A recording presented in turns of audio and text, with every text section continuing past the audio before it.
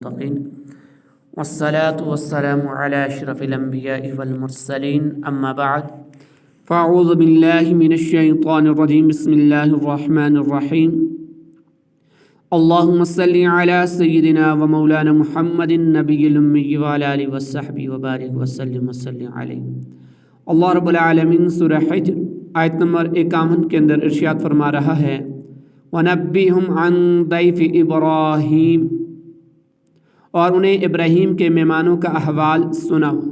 وَنَبِّهُمْ، اور انہیں احوال سناؤ۔ اس صورت میں سب سے پہلے اللہ رب العالمین نے سید المرسلین صلی اللہ علیہ وسلم کی نبوت پر دلائل دیے، اس کے بعد توحید پر دلائل دیے، پھر حضرت آدم علیہ السلام کی تخلیق اور اس سے متعلقہ واقعات بیان فرمائے، پھر اللہ رب العالمین نے سعادت مندوں اور بدبختوں کے احوال بیان فرمائے، اور اس آیت سے اللہ تعالیٰ نے بعض انبیاء کرام علیہ السلام کے واقعات بیان فرمائے تاکہ ان واقعات کو سن کر لوگ عبرت حاصل کریں اور ان میں عبادت کا ذوق اور شوق پیدا ہو۔ سب سے پہلے حضرت ابراہیم علیہ السلام کا واقعہ اللہ بیان فرما رہا ہے، پھر حضرت لوط علیہ السلام کا واقعہ، پھر حضرت شعیب علیہ السلام کا واقعہ، پھر آخر میں حضرت صالح علیہ السلام کا واقعہ بیان فرمایا جا رہا ہے۔ عن ضیف ابراہیم، ابراہیم کے مہمانوں کا۔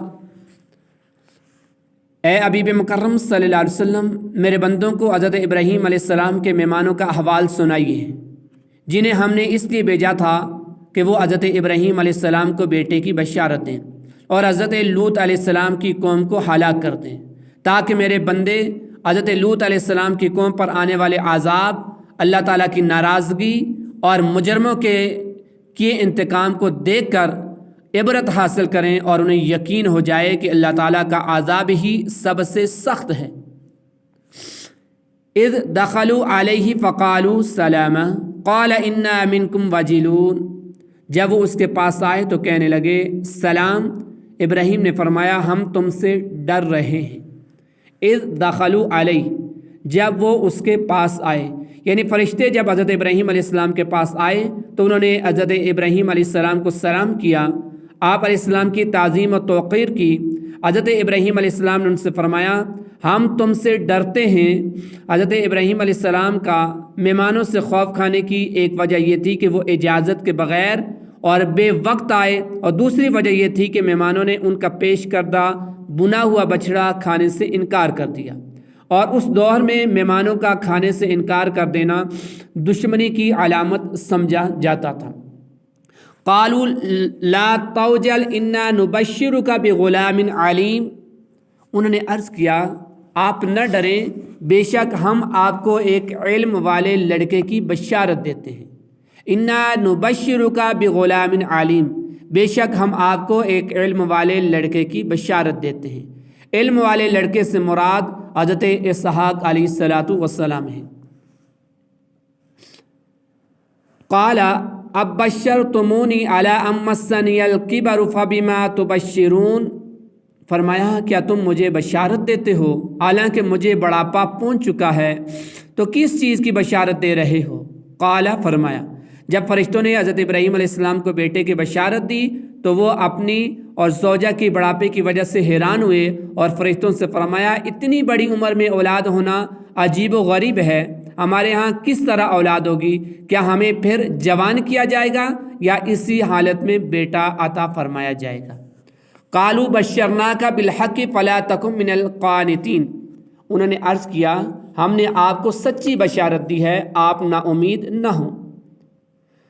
قالوا، انہوں نے کہا، فرشتوں نے حضرت ابراہیم علیہ السلام سے عرض کیا ہم نے آپ علیہ السلام کو اللہ تعالیٰ کے اس فیصلے کی سچی بشارت دی ہے کہ آپ علیہ السلام کے ہاں بیٹا پیدا ہوگا اور اس کی اولاد بہت پھیلے گی، لہٰذا آپ علیہ السلام ان لوگوں میں سے نہ ہوں جو بیٹے کی ولادت کی امید چھوڑ چکے ہیں۔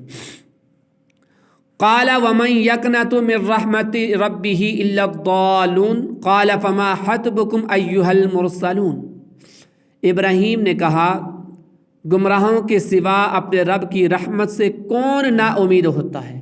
فرمایا اے فرشتوں تو تمہارا ابھی آنے کا کام کیا ہے؟ قال، فرمایا یعنی حضرت ابراہیم علیہ السلام نے فرشتوں سے فرمایا میں اللہ تعالیٰ کی رحمت سے نا امید نہیں، کیونکہ رحمت سے نا امید کافر ہوتے ہیں، ہاں عالم میں اللہ تعالیٰ کی جو سنت جاری ہے اس سے یہ بات عجیب معلوم ہوئی۔ قالا فرمایا، اس آیت کا معنی یہ ہے کہ حضرت ابراہیم علیہ السلام نے فرشتوں سے فرمایا، اے فرشتوں، اس بشارت کے سوا اور کیا کام ہے جس کے لیے تم بھیجے گئے ہو؟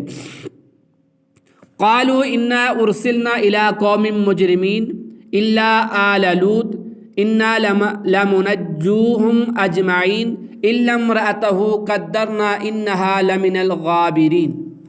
انہوں نے عرض کیا، ہم ایک مجرم قوم کی طرف بھیجے گئے ہیں سوائے لوط کے گھر والوں کے کہ بے شک ان سب کو ہم بچا لیں گے سوائے اس کی بیوی کے، ہم طے کر چکے ہیں کہ وہ پیچھے رہ جانے والوں میں سے ہے۔ قالو، انہوں نے کہا۔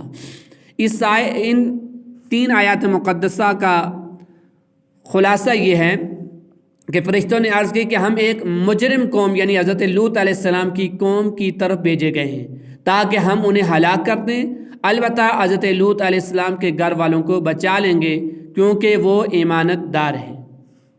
الا آل لوط، سوائے لوط کے گھر والوں کے۔ اس آیت میں مذکور آل لوط میں حضرت لوط علیہ السلام کے سارے متبعین داخل ہیں۔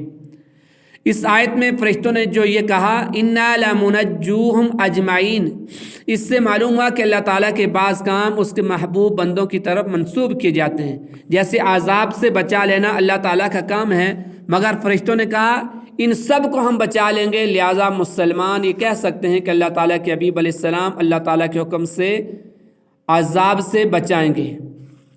الا امرأتہ، مگر اس کی بیوی کو۔ حضرت لوط علیہ السلام کی بیوی کا نام وائلہ تھا اور یہ چونکہ کافرہ تھی اس لیے یہ بھی عذاب والوں میں سے ہوئی۔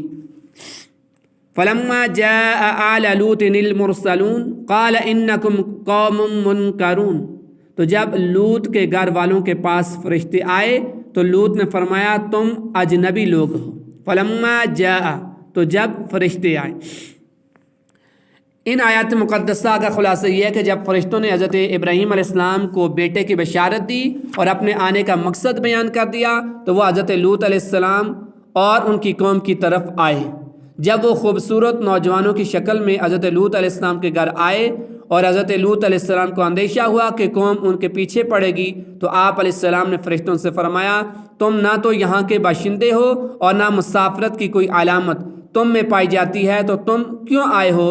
قالوا بل جئناک بما كانوا فيه يمترون واتیناک بالحق وانا لصادقون۔ انہوں نے کہا بلکہ ہم تو آپ کے پاس وہ عذاب لائے ہیں جس میں یہ لوگ شک کرتے تھے اور ہم آپ کے پاس حق کے ساتھ آئے ہیں اور ہم بے شک سچے ہیں۔ قالو، انہوں نے کہا۔ اس کے بعد آیت کریمہ کا خلاصہ یہ ہے کہ ایسا نہیں ہے کہ ہم نے آپ کو بے یار و مددگار چھوڑ دیا اور ہم ان کافروں کو کچھ نہیں کہیں گے، بلکہ ہم تو آپ کے پاس وہ چیز لائے ہیں جو انہیں تباہ و برباد کرے گی، لہٰذا آپ پریشان نہ ہوں، ہم آپ کے مددگار ہیں، آپ کے لیے باعث پریشانی نہیں۔ فَأَسْرِ بِأَهْلِكَ بِقِطْعٍ مِّنَ اللَّيْلِ وَاتَّبِعْ أَدْبَارَهُمْ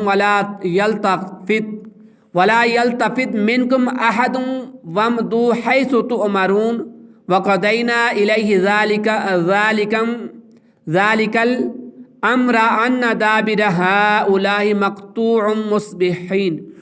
تو آپ رات کے کسی حصے میں اپنے گھر والوں کو لے چلیں اور آپ خود ان کے پیچھے پیچھے چلیں اور تم لوگوں میں سے کوئی مڑ کر نہ دیکھے اور سیدھے چلتے رہو جہاں کا تمہیں حکم دیا جا رہا ہے، اور ہم نے اسے اس حکم کا فیصلہ سنا دیا کہ صبح کے وقت ان کافروں کی جڑ کٹ جائے گی۔ فَأَسْرِ بِأَهْلِكَ، تو آپ اپنے گھر والوں کو لے چلیں، یعنی آپ علیہ السلام رات کے کسی حصے میں اپنے گھر والوں کو لے چلیں اور آپ علیہ السلام خود ان کے پیچھے پیچھے چلیں تاکہ آپ علیہ السلام ان کی حالت پر مطلع رہیں اور تم لوگوں میں سے کوئی مڑ کر نہ دیکھے کہ قوم پر کیا بلا نازل ہوئی اور وہ کس عذاب میں مبتلا کیے گئے، اور سیدھے اس طرف چلتے رہو جہاں جانے کا اللہ تعالیٰ نے تمہیں حکم دیا۔ حضرت عبداللہ بن عباس رضی اللہ تعالیٰ عنہما نے فرمایا کہ حضرت لوط علیہ السلام کو ملک شام جانے کا حکم ہوا تھا۔ وَقَضَيْنَا إِلَيْهِ ذَلِكَ الْأَمْرِ، اور ہم نے اسے اس حکم کا فیصلہ سنا دیا۔ یعنی ہم نے حضرت لوط علیہ السلام کی طرف اس حکم کی وحی کر دی جس کا فیصلہ ہم نے اس کی قوم کے بارے میں کیا تھا کہ صبح کے وقت ان کافروں کی جڑ کٹ جائے گی اور پوری قوم عذاب سے ہلاک کر دی جائے گی۔ وَجَاءَ آلُ الْمَدِينَةِ يَسْتَبْشِرُونَ قَالَ إِنَّ هَٰؤُلَاءِ ضَيْفِي فَلَا تَفْضَحُونِ وَاتَّقُوا اللَّهَ وَلَا تُحْزُونِ۔ اور شہر والے خوشی خوشی آئے۔ لوط نے فرمایا یہ میرے مہمان ہیں تو تم مجھے شرمندہ نہ کرو اور اللہ سے ڈرو اور مجھے رسوا نہ کرو۔ وجاء آل المدینہ، اور شہر والے آئے۔ اگلی آیت کے اندر اللہ رب العالمین ارشاد فرما رہا ہے قالوا اولم ننہک عن العالمین قال هؤلاء بناتی ان کنتم فاعلین۔ انہوں نے کہا کیا ہم نے تمہیں دوسروں کے معاملے میں دخل دینے سے منع نہ کیا تھا؟ فرمایا یہ قوم کی عورتیں میری بیٹیاں ہیں تو ان سے نکاح کر لو اگر تمہیں کرنا ہے۔ لعمرک انہم لفی سکرتہم یعمہون، اے ابیب تمہاری جان کی قسم بے شک وہ کافر یقیناً اپنے نشے میں بٹک رہے ہیں۔ فَأَخَذَتْهُمُ الصَّيْحَةُ مُشْرِقِينَ فَجَعَلْنَا عَالِيَهَا سَافِلَهَا وَأَمْطَرْنَا عَلَيْهِمْ حِجَارَةً مِّن سِجِّيلٍ۔ تو دن نکلتے ہی انہیں زوردار چیخ نے آ پکڑ لیا تو ہم نے اس بستی کا اوپر کا حصہ اس کے نیچے کا حصہ کر دیا اور ان پر کنکر کے پتھر برسائے۔ فَأَخَذَتْهُمُ الصَّيْحَةُ، تو انہیں زوردار چیخ نے آ پکڑ لیا۔ یعنی سورج نکلتے وقت حضرت لوط علیہ السلام کی قوم کو حضرت جبرائیل علیہ السلام کی زوردار چیخ نے آ پکڑا۔ وَجَعَلْنَا عَالِيَهَا سَافِلَهَا، تو ہم نے اس بستی کا اوپر کا حصہ اس کے نیچے کا حصہ کر دیا۔ یعنی ہم نے حضرت لوط علیہ السلام کی قوم کی بستی کا اوپر کا حصہ اس کے نیچے کا حصہ کر دیا، اس طرح کہ حضرت جبرائیل علیہ السلام زمین کے اس حصے کو اٹھا کر آسمان کے قریب لے گئے اور وہاں سے اوندا کر کے زمین پر ڈال دیا۔ ان فی ذلک لآیات للمتوسمین وانها لبسبیل مقیم ان فی ذلک لآیۃ للمؤمنین، بے شک اس میں غور کر کے عبرت حاصل کرنے والوں کے لیے نشانیاں ہیں، اور بے شک وہ بستیاں اس راستے پر ہیں جو اب تک قائم ہیں، بے شک اس میں ایمان والوں کے لیے نشانیاں ہیں۔ ان فی ذالک، یعنی حضرت لوط علیہ السلام کی قوم کا ان مہمانوں کی بے رحمتی کرنے کا قصد کرنے اور ان کی بستیوں کو الٹ دیے جانے اور پھر پتھروں کی بارش ہونے میں غور کر کے عبرت حاصل کرنے والوں کے لیے نشانیاں ہیں۔ یعنی ان بستیوں کے آثار جو کہ وہاں سے گزرنے والوں کے مشاہدے میں آتے ہیں، ان میں اللہ تعالیٰ اور اس کے رسولوں پر ایمان لانے والوں کے لیے نشانیاں ہیں کہ وہ انہیں دیکھ کر پہچان جاتے ہیں کہ یہ کوئی اتفاقی واقعہ نہیں، بلکہ جس عذاب کی وجہ سے ان کے شہر اجڑ گئے وہ ان کے برے کاموں کی وجہ سے ان پر آیا ہے۔ اس سے معلوم ہوا کہ ایمان اور دین، عقل اور فراست اللہ تعالیٰ کی بہت بڑی نعمت ہے، کیونکہ ان سے تقوی اور طہارت نصیب ہوتی ہے۔ بے عقل، غافل اور کافر ایسے واقعات کو اتفاقی یا آسمانی تاثیرات سے مانتا ہے، جیسا کہ آج بھی دیکھا جا رہا ہے، لیکن عقل مند مومن ان کو مخلوقی بدعملیوں کا نتیجہ جان کر دل میں اللہ تعالیٰ کا خوف پیدا کرتا ہے۔ جیسا کہ آج جس معاشرے کے اندر برائیاں ہوتی ہیں، اللہ کی طرف سے انہیں متنبع کرنے کے لیے زلزلے آتے ہیں، آندیاں آتی ہیں، طوفان آتے ہیں، لیکن لوگ اس کے اندر سائنسی تحقیق کے اندر پڑ جاتے ہیں کہ یہ فلاں وجہ سے ہوا ہے، یہ فلاں وجہ سے ہوا ہے، حالانکہ یہ جتنے بھی واقعات رونما ہوتے ہیں یہ بنی نوع انسان کی بدعمالیوں کی وجہ سے ہوتے ہیں، ان کے گناہوں کی وجہ سے ہوتے ہیں، بجائے اس کے کہ ان کے اندر ہم سائنسی تحقیق کریں یا اس کی وجہ تسمیہ اور انداز سے ڈھونڈیں، بلکہ اپنے اعمال کا محاسبہ کریں۔ یقیناً یہ عذابات، یہ آزمائش، یہ آلام بنی نوع انسان کے اعمال کی وجہ سے آتے ہیں۔ تو ہر انسان کو جتنے بھی ناگہانی آفات اور بلیات مصائب آتے ہیں ان پر غور و فکر کر کے اپنے اعمال کی اصلاح کرنے کی ضرورت ہوتی ہے۔ اللہ ہمیں عمل کی توفیق کرنے کی توفیق عطا فرمائے۔ وما علیہ الا البلاغ۔